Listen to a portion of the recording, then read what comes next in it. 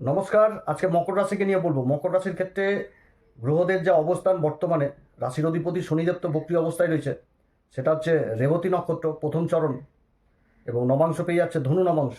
অপরদিকে দেবগুরু বৃহস্পতির আবার এই যে নক্ষত্র পরিবর্তন, অশ্লেষা নক্ষত্র অবস্থান পুষ্যা নক্ষত্র থেকে বেরিয়ে অশ্লেষা নক্ষত্রের প্রথম চরণ, অর্থাৎ দেবগুরু বৃহস্পতিও কিন্তু যে নবাংশ পাচ্ছে সেটা কিন্তু ধনু নবাংশ হয়ে যাচ্ছে। অর্থাৎ শনি আর গুরু এই দুটি গ্রহের কিন্তু একটা যুগলবন্দি অবস্থান হচ্ছে একদম ধনুরাশিতে, সেটাও কিন্তু নবাংশ চক্রে। নক্ষত্র গণ্ডমূল নক্ষত্র, এই বুধের নক্ষত্র। তো কীরকম প্রভাব দিবে এই অবস্থান মকর রাশির ক্ষেত্রে, কোন দিক থেকে ভালো কোন দিক থেকে খারাপ, এগুলো সমস্ত কিছু আজকে ভিডিওতে তুলে ধরবো। তবে এই অবস্থানটা বেশি দিনের জন্য নয়। এটা 20 আগস্ট থেকে একদম সেপ্টেম্বর মাসের 3 তারিখ 2026 পর্যন্ত অল্প দিনের অবস্থান হতে যাচ্ছে, কিন্তু অবস্থানে একটা ভালো প্রভাব পড়বে এই মকর রাশির ক্ষেত্রে। তো যাই হোক, অনুষ্ঠানটি শুরু করার আগে সবার প্রথম বলি, যেটা গ্রহের গোচর এবং চন্দ্ররাশি অনুসারে বলা হচ্ছে।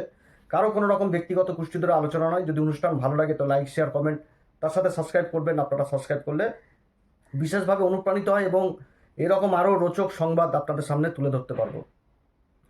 তো নবাংশ জিনিসটা হচ্ছে কি, যে ভিতরের অংশ, এক কথায় বলতে গেলে যেটাকে ভাগ্য পারব্য বলে। লগ্ন জন্মরাশির যে প্রভাব আর নবাংশের প্রভাব কিন্তু অন্যরকম হয়ে যায়। নবাংশ হচ্ছে D9 চার্ট, এক কথায় বলতে গেলে ভাগ্য। দেহ যদি লগ্ন হয় তো দেহের ভিতরের অংশকে নবাংশ হিসাবেও বোঝানো যেতে পারে, যে ভিতরের যন্ত্রাংশ কেমন কি অবস্থায় রয়েছে। তো এই যে অবস্থানটা দেবগুরু বৃহস্পতির সাথে শনির যে অবস্থান, যেটা ধনু নবাংশ হচ্ছে, এখানটাতে বিশেষভাবে বুঝার ব্যাপার রয়েছে। বুঝার ব্যাপার এই কারণেই তুলে ধরছি যে দুটি গ্রহই কিন্তু বুধের নক্ষত্রে অবস্থান করছে বর্তমানে, এবং নবাংশেও কিন্তু যে রাশিটা পাচ্ছে সেটা ধনু নবাংশ পেয়ে যাচ্ছে। আর রাশি কিংবা লগ্নের ক্ষেত্রে কি হচ্ছে, দেবগুরু বৃহস্পতি যেরকম দৃষ্টিগুলো প্রভাব, যে দৃষ্টি প্রভাব সেটাতে বুঝাচ্ছে যেরকম লাভের ঘরকে দেখছে সেরকম রাশিকে দেখছে, সেরকম আবার দেখছে রাশির অধিপতিকে দেখছে, এবং দেবগুরু বৃহস্পতির সাধারণ রাশিকে দেখছে যেখানটাতে শনি অবস্থান করছে। আর অপরদিকে নবাংশে কি হচ্ছে, শনি গুরুর রাশিতে অবস্থান করছে, সঙ্গে আবার গুরু, তো ধর্মকর্মের যোগ হয়ে গেল। শনি তো রাশির অধিপতি, রাশির অধিপতি শনি। আর দেবগুরু বৃহস্পতি হচ্ছে কি, দেবগুরু বৃহস্পতি এই মকর রাশির ক্ষেত্রে দ্বাদশ ঘরের অধিপতি। দ্বাদশ ঘরটা মূল ত্রিকোণ রাশি পড়ে যাচ্ছে, আর যোগাযোগের ঘরটা পড়ে যাচ্ছে, তৃতীয় ঘরটা পড়ে যাচ্ছে, সামাজিক পরিচিতির ঘরটা পড়ে যাচ্ছে মীন রাশির ঘর। তো এই দুটি ঘরের অধিপতি দেবগুরু বৃহস্পতি তার মূল ত্রিকোণ রাশিতেই অবস্থান করছে নবাংশে, সাথে সঙ্গীকে নিয়ে, শনিকে নিয়ে। তো দ্বাদশ ঘর থেকে তো অনেক কিছু উঠে আসে কিনা, দ্বাদশ ঘর থেকে যদি খরচ যদি উঠে আসে, তো দ্বাদশ ঘর থেকে তো আধ্যাত্মিক জিনিসটা উঠে আসে। দ্বাদশ ঘর থেকে ব্যয়, যেরকম ব্যয় জিনিসটা উঠে আসে, তো তার সাথে মেডিকেল জিনিসটা উঠে আসছে, তার সাথে ভ্রমণ জিনিসটা উঠে আসছে, বিদেশ সংক্রান্ত জিনিসটা উঠে আসছে, ইনভেস্ট জিনিসটা উঠে আসছে, অনেক কিছু উঠে আসে দ্বাদশ ঘর থেকে। তো দ্বাদশ ঘরে এই দেবগুরু বৃহস্পতি আর শনির কিন্তু এই অবস্থান বহু দিক থেকে এই সময়কাল যথেষ্ট ভালো প্রভাবিত করবে এই মকর রাশিকে। তো যাই হোক, কোন দিক থেকে যে ফলগুলো পাবে সেগুলো সবার প্রথমে তুলে ধরবো।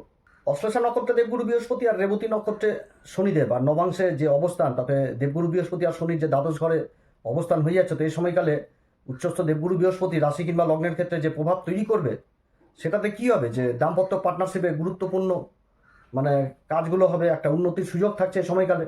যারা পার্টনারশিপে ব্যবসা বাণিজ্য করছেন তাদের দিক থেকেও, এবং যারা সাধারণ ব্যবসা বাণিজ্য করছেন রোজগারের ইনকামের সাথে যারা যুক্ত রয়েছেন, এখানে ক্লায়েন্টের সংখ্যা বা গ্রাহকের সংখ্যা যথেষ্ট বৃদ্ধি পাবে, চুক্তি হবে, সহযোগিতাও পাওয়া যাবে এই সময়কালে। আটকে থাকা বহু কাজ কিন্তু উদ্ধার হবে। তার সাথে কি দূরের কোনো মানুষ বা অন্য দূরের কোনো জায়গা থেকেও কারো মাধ্যমে এই সময়কালে সুযোগ আসার প্রবল সম্ভাবনা থাকবে। আর তবে অশ্লেষা নক্ষত্রের এখানটাতে দুর্দান্ত একটা প্রভাব থাকবে কি, যে কথাবার্তার মধ্যে একটা কৌশল জিনিসটা উঠে আসবে, গোপনীয়তা জিনিসটা উঠে আসবে, যে চট করে কিন্তু বুঝতে না দেওয়া, এই প্রভাবগুলো কিন্তু এই সময়কালে থাকবে, এবং সুযোগ কিন্তু আসবে এই মকর রাশির ক্ষেত্রে। কারণ শনি কিন্তু রেবতীতে অবস্থান করছে, সুযোগ রেবতীতে আসেই, সুযোগ আসবে। দেবগুরু বৃহস্পতির যে দৃষ্টি প্রভাব, পঞ্চম দৃষ্টি যেমন লাভের ঘরে থাকছে, সপ্তম দৃষ্টি রাশির উপরে থাকছে, তো রাশিকে তো বিশেষভাবে প্রভাবিত করছে। অর্থাৎ সব দিক থেকে কিন্তু একটা শক্তিশালী শুভ যোগ কিন্তু এই সময়কালে তৈরি হয়েছে।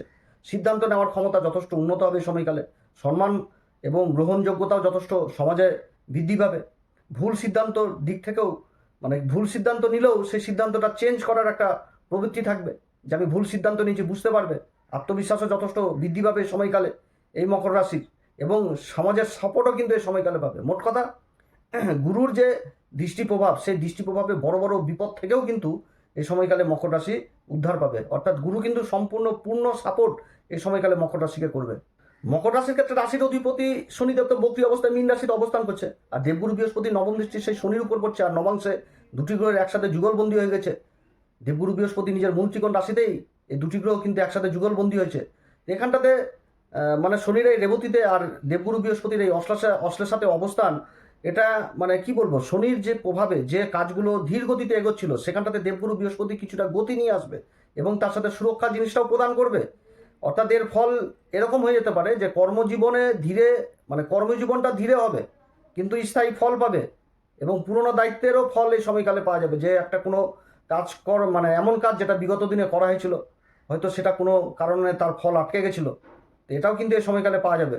এছাড়া দীর্ঘমেয়াদী পরিকল্পনাতেও সফল জিনিসটা আসছে এবং তার সাথে অর্থনৈতিক স্থিতিশীলতাও তৈরি হচ্ছে।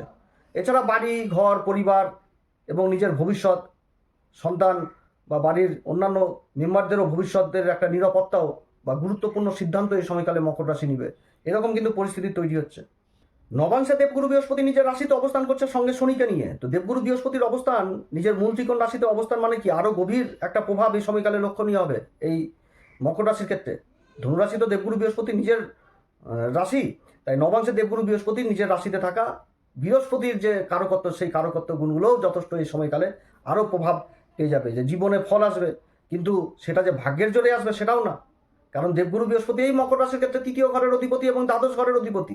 এখানটাতে যেরকম পুরুষার্থ পরাক্রম রাখছে, সেরকম যোগাযোগটাও আসছে, সামাজিক পরিচিতিটাও আসছে, দূরের কোনো যাত্রা থেকেও আসছে। তো মানে দেবগুরু বৃহস্পতির যে প্রভাব এতটাই প্রখর হবে এই সময়কালে যে জীবনে যে পরিবর্তন বা জীবনে যে একটা লাভ, জীবনে যে একটা এগিয়ে চলা যে প্রবৃত্তি, সেটা কিন্তু নিজের জ্ঞান, নিজের ধৈর্য, নিজের নীতি এবং সঠিক সিদ্ধান্তের মাধ্যমেই কিন্তু এই মকর রাশি জীবনে আসবে, এবং সেটা কিন্তু স্থায়ী হওয়ার প্রবল সম্ভাবনা এই সময়কালে থাকছে। তারপরে আবার দ্বাদশ ঘর, মানে দ্বাদশ ঘরেই এই জুতিটা তৈরি হচ্ছে নবাংশে। তো বিদেশ সংক্রান্ত বিষয়বস্তু যথেষ্ট গুরুত্ব পাবে এই মকর রাশির ক্ষেত্রে। বিদেশে যাওয়া বা বিদেশ সংক্রান্ত সুযোগ বা দূরের জায়গা থেকে অনেক কাজকর্ম বা অর্থের আগমনও হবে এই সময়কালে। আধ্যাত্মিক চেতনা, ধর্মীয় বিষয়ে আগ্রহ, এগুলো যথেষ্ট বৃদ্ধি পাবে, এবং পুরনো মানসিক চাপ যেটা কুরে কুরে খাচ্ছিল মকর রাশিকে, সেই মানসিক চাপ থেকেও কিন্তু মুক্তি যথেষ্ট মানে এই সময়কালে পাবে। এবং তার সাথে প্রয়োজনীয় মানে খরচপাতি এগুলো দিকেও কিন্তু মকর রাশিকে এই সময়কালে বিশেষভাবে মানে খেয়াল রাখতে হবে, কারণ দ্বাদশ ঘর, মকর রাশির এই যে যোগটা তৈরি হচ্ছে দ্বাদশ ঘরে যদি ধর্মের প্রতি ব্যয় করে, সেই ব্যয় কিন্তু ভাগ্যকে জোরালো করবে। অর্থাৎ কিছু না কিছু ধর্মের প্রতি ব্যয় করো, তাহলে ভাগ্যের সঙ্গে এই সময়কালে যথেষ্ট পাওয়া যাবে। তো যাই হোক, এই যে অবস্থান, যে দেবগুরু বৃহস্পতি আর শনির যে অবস্থান হচ্ছে মকর রাশির ক্ষেত্রে, এটাতে একটাই দিক উঠে আসছে, সেটা হচ্ছে কি যে পুরনো জিনিসগুলো থেকে যেরকম লাভও আসবে, সেরকম পুরনো জিনিস ভেঙে আবার নতুন শক্তিশালী ভিত তৈরি হওয়ার প্রবল সম্ভাবনা তৈরি হচ্ছে এই অবস্থায়। অর্থাৎ মানে পুরনো জিনিস থেকেও লাভ আসবে, কিংবা পুরনো জিনিস ভেঙেও নতুন কিছু করতে গেলেও সেখান থেকেও কিন্তু লাভ এবং আয়ের সম্ভাবনা সম্পূর্ণভাবে দেখা যাচ্ছে এই মকর রাশি। তবে বিশেষভাবে যেদিক থেকে মানে সাবধান করবে এই সময়কালে, কারণ অশ্লেষা নক্ষত্রে দেবগুরু বৃহস্পতি কিন্তু অবস্থান করছে। আর দেবগুরু বৃহস্পতি মানে কি, যে মায়া, মমতা, পরোপকারিতা।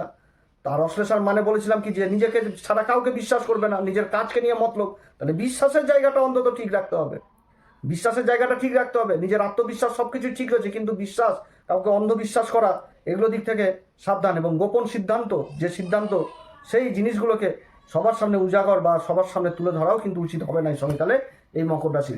এই সময়কালে কোন উপাচার করবে, প্রত্যেকদিন হনুমান চল্লিশা বজরংবান শ্রীরাম সীতা প্রণাম মন্ত্র সহকারে পাঠ করো, এবং তার সাথে সূর্যদেবকে অর্ঘ্য দাও, আর ভোলে আবার বিশেষভাবে অভিষেক করো, বিশেষ মুদ্রা দ্বারা অভিষেক করো, তাহলে যথেষ্ট ভালো ফল পাওয়া যাবে। মহামৃত্যুঞ্জয় মন্ত্র জপ করো, ভালো ফল পাওয়া যাবে এই সময়কালে। তো আপনারা সবাই ভালো থাকেন। এরপরে আবার আসবো একটি নতুন পর্ব নিয়ে, এরকম রোচক সংবাদ নিয়ে। নমস্কার, ধন্যবাদ।